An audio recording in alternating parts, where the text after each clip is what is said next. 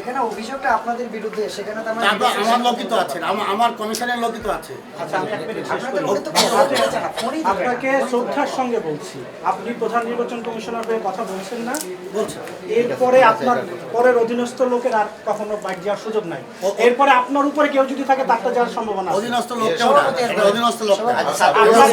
আমি অধীনস্থ বোঝাইতে এই বোঝাইছি, শব্দটা আমি সঠিক নয়। অধীনস্থ বোঝাইতে, আচ্ছা আমি এক্সপান্স করলাম। আচ্ছা, আমি এটা বোঝাইছি যে আপনার পরে যে সহকারী যারা থাকবে, এরপরে আপনি প্রধান নির্বাচন কমিশনের কথা Excuse বলবেন me, আমি আর কেউ করে না। আমি বলি, আমরা নির্বাচন কমিশনের 5 জন, ফুল কমিশন 5 জন। স্যার প্রধান নির্বাচন হিসেবে কাজ করছেন, আমরা এখানে 5 জন কাজ করছি।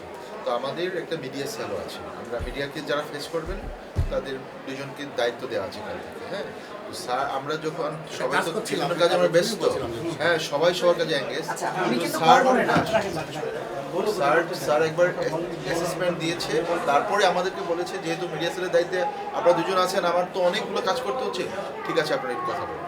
এটা তো স্যারের জন্য কোনো অপরাধ না। এইবার আমি বুঝাই আপনার অপরাধটা না, আর কেন অপরাধ এটা আবার আপনারা ব্যাখ্যা আচ্ছা করুন। আমি আপনি প্লিজ বলছেন না, প্লিজ আমাকে শেষ করতে না না দিন। আমি আপনাকে জাতীয় নির্বাচনে প্রধান নির্বাচন কমিশনার কথা বললে ওনার সাথে যে কজন 5 জন সহকারী নির্বাচন কমিশনার থাকে, সহকারী নির্বাচন কমিশনার বলে কোনো নির্বাচন কারণ নেই। কমিশনার থাকে, আপনি ওইটাকে 4 জন সংশোধন করুন। 4 জন নির্বাচন কমিশনার আছে প্রধান নির্বাচন কমিশনার সঙ্গে, ওই 4 জনের কথার আর কোনো ভ্যালিড থাকে না। কে বলছে?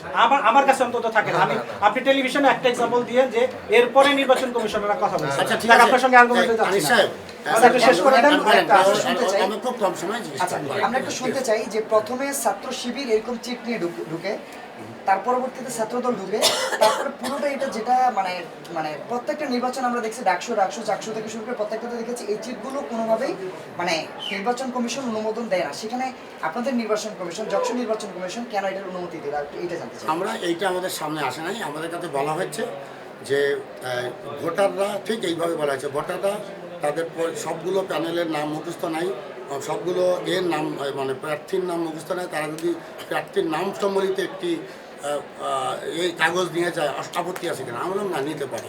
আমাদের এখানে শিক্ষক সমিতির ইলেকশন হয়, জাতীয় ইলেকশন হয়, সেখানে যখন ইউনিভার্সিটির ইলেকশন যেটা সেখানে অনেকগুলো প্যানেল থাকলে নিতে পারবে সঙ্গে, কিন্তু কেউ সেটাকে ওখানে রেখে আসতে পারবে না, নিয়ে আসতে হবে, ফেরত নিয়ে আসতে হবে। কিন্তু সেটা কেউ ওই যে ভিতরে যারা আছে পোলিং এজেন্ট আছে তারা দিতে পারবেন না, এটা বাড়ি থেকে সে নিয়ে আসলে নিয়ে দিতে পারবে। আমাদের কাছে যখন এসছে আমরা উত্তরটা দিয়েছি। আচ্ছা, ভোট কেন্দ্রে কি এই যে এরকম চিট নিয়ে গিয়ে কোনো ভোটারের বা কোনো প্রার্থীর এজেন্ট গিয়ে কি প্রভাবিত করতে পারবে ভোটারদেরকে? না না, ভোট কেন্দ্রে করতে হবে, যেটা আমরা দেখলাম করছে। সেটা করলে সেটা তো তারা মানে অন্যায় করেছে, সেটা তাহলে তারা ঠিক এক্ষেত্রে না। নির্বাচন কমিশনের ভূমিকা কি থাকবে? না, আমাদের কাছে যখন যেটা এসছে, আমাদের যখন যে নিউজ এসছে আমরা তখন দেখেছি, সেখানে বলেছি আমরা আমাদের যে হাব আছে সেখানে বলেছি, আমরা যে ওই যে আমাদের আরোদের হাব আছে তো সেখানে আমরা বলে দিয়েছি যে আমরা নিজেরা গিয়েছি, প্রত্যেকটা কেন্দ্র আমরা ভিজিট করেছি, প্রত্যেকটা কেন্দ্রে আমরা গিয়ে বলে আসছি যে এখানে যারা পোলিং এজেন্ট তারা শুধু পোলিং এজেন্ট এসে থাকবে, তারা কোনো ভোটারকে কনভিন্স করতে পারবে না। ভোটারদেরকে হাতে লিফলেট দিয়ে দেওয়া হচ্ছে এবং ভোটাররা ভোটারদেরকে এই লিফলেটগুলো প্রচারণা করতেছে। এখানে তারা বলতেছে যে তাদের পোলিং এজেন্টরা জড়িত না। এক্ষেত্রে আপনার মন্তব্য কি? ভোটার যদি দেয়, আমি তো বলেছি এটা বড় ধরনের কোনো সমস্যা না, এটা তারা দেখছে তাদের প্যানেল লিস্টে কার্ডটা দেখবে, সেটা যদি নিয়ে যায় তাদের কোনো সমস্যা নেই, ওখানে সে ব্যবহার করছে না, ওখানে ফেলবে একটা ব্যালট বক্স, যেখানে দোকান থেকে নেবে নিয়ে করবে। আমরা বলেছি ওখানে রেখে আসা যাবে না, এটা আগের থেকেই আমরা বলেছি। আমাদের যে ইলেকশন পরিচালনা করার জন্য যে নিয়ম নীতি দিয়ে দিয়েছি তার মধ্যে এটা মেনশন করা আছে